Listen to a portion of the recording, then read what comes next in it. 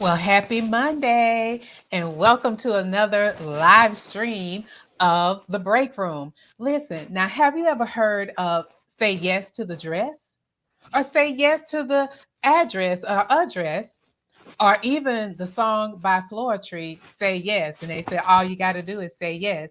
Well, I would like to ask, is saying yes the best decision for a multi-passionate nurse?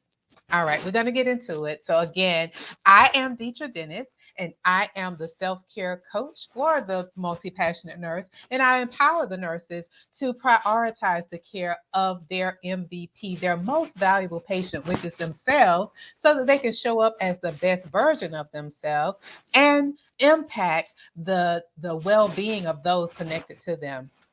So I would like to say welcome again and welcome back to each of you that are on YouTube, that are on Facebook, and that are on LinkedIn. And those of you that are watching the replay, welcome to you as well. So the break room is our nurse self-care safe space. It's an opportunity to take a break, if you will, from the day-to-day activities and, refresh, regroup, and then go back to your task at hand. So today, again, the question is saying yes the best decision for a multi-passionate nurse? And last week, we talked about a sign that you are a multi-passionate nurse. So go ahead and watch that video, um, when you have an opportunity if you missed it. And so let me ask you this before we get into going deeper down that. Have you ever felt guilty about saying no, right? Or what are some things why you continually say yes? I'll just say three things that stand out for me. And first of all, I would like to see who's with me. Put in the chat where you're tuning in from. But I'll just say for me, being a multi-passionate nurse, I, would tend to say yes to everything. And, there were times I would say yes and didn't say no. Internally, I was saying, dog, why did I say yes? But I felt guilty if I said no to the person or the organization that would ask me something. And then the second one is that I didn't want to disappoint them. I felt that if I said no, it would disappoint them. And then lastly, it's just out of habit. Being a person with a nurturing personality, many times, we get fulfillment in serving and helping others. And then, we tend to put everyone else first before ourselves. And so those are the three things for me. I would love to know in the chat, what are some things for you, why you would say yes, quickly you would say yes to things. And then after you said yes, internally you're like, dog, why did I say yes? I should have said no. So I would love to hear that from you. Even if you're watching the replay, I would love to hear the feedback on what you would say no, say yes to, and wish, internally. You definitely wouldn't share that with anyone else that you wanted to say no, but internally you're having that inner dialogue like, oh, why did I say yes? I would love to see that in the chat. Now, some things that happen as a result of us always saying yes. There are three things. There are many, but I always like to stick with 3 points because we have a short time together here in the break room. Is that, by doing that, you are overcommitting yourself, and then you're overtired, and then you're not able to show up as the best version of yourself because you were, really exhausted, being everything to everybody. You're exhausted, right?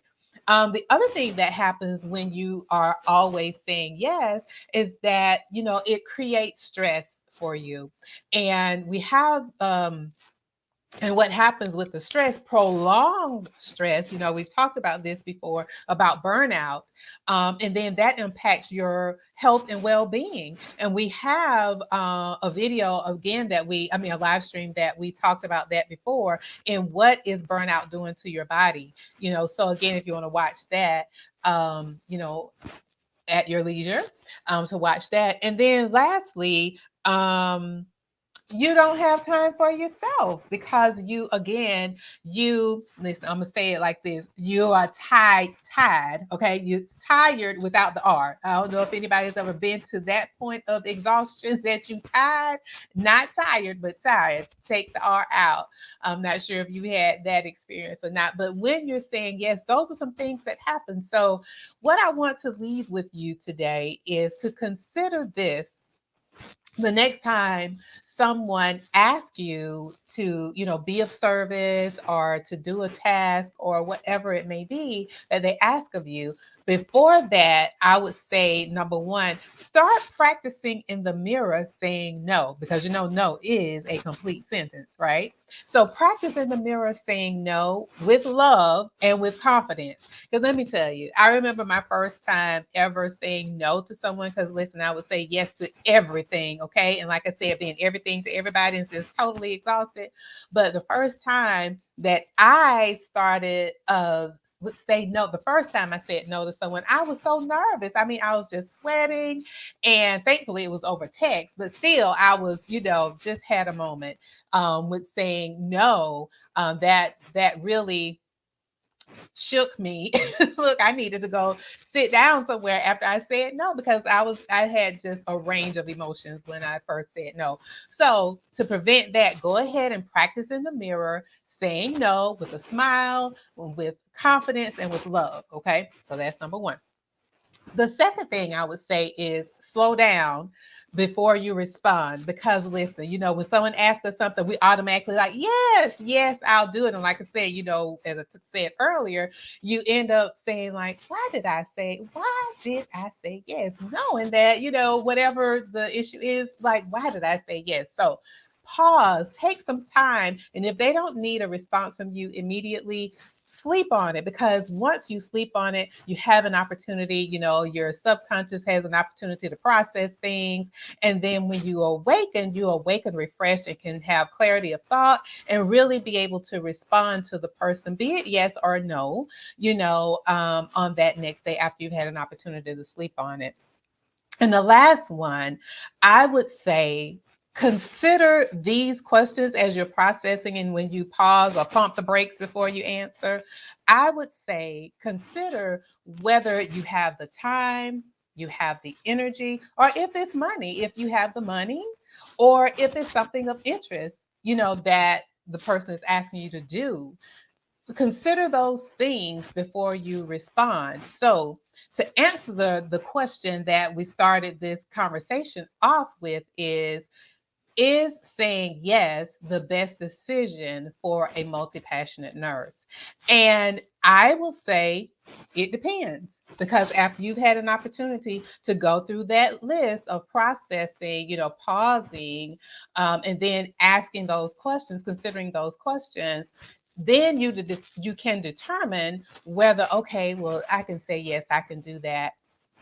Or then if it's no, then you're able to confidently say no, because you've practiced in the mirror saying no, because it is a complete sentence. Remember that, okay?